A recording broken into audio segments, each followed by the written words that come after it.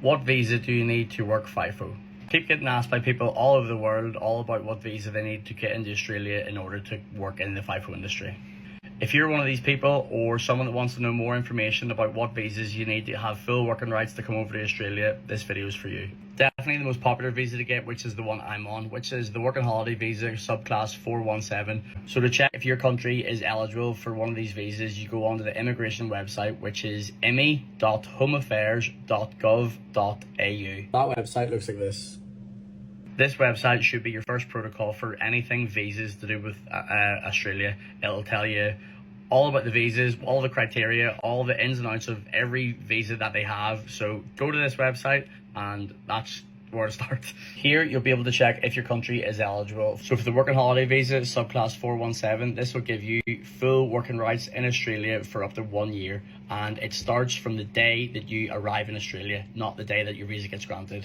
And you have a year to enter Australia after your visa gets granted. So the criteria for the working holiday visa, the first thing you need to look at are you in the right age bracket. So it's 18 to 30 or 18 to 35 depending on where your country comes from. People in Ireland, it's 35. People in UK, it's now also 35. It used to be 30. But yeah, if you're not from England or Ireland, or if you're somewhere else, go onto this website, check the age criteria for your country, and that's step one. You also need to prove that you have 5,000 AUD, which is equivalent to about £2.5 grand pound, like British money. And all I did for that was I just screenshotted my banking app and just like attached that to the section where I have to like upload it. If you don't have that money, just get your parents or your mate or whatever to like say you're saving up or whatever for your trip, but you don't have that money right now, just get someone to send you some money, screenshot that, then send the money back, and then that should be fine. This visa costs 635 Australian dollars, which is just over £300. The processing time for your visa to be granted will vary. I was very, very lucky. Mine got granted, no joke, probably about friggin' 3 minutes after I sent it. I thought it was just like a confirmation email I was getting, but I opened the email and it said like granted at the top, and I was like, oh fuck, right now it's completely real, and yeah, we're on. It's time to get planning.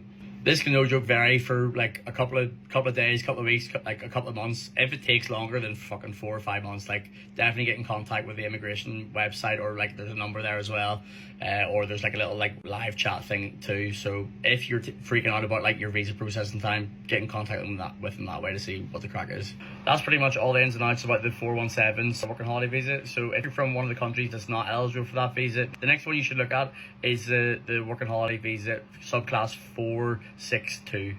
You still have full working rights in Australia. It still starts on the day you get in Australia. You still have it for 12 months, so like it's very similar to the other one. Now, if you're from a country that's not eligible for the 417 and not eligible for the 462, the next one I would look into is the skilled shortage visa. And if the skilled shortage visa isn't for you, then you're just going to have to go on the immigration website and go. They have a full list of all the visas that they offer, and it's big. Actually, here it is right now.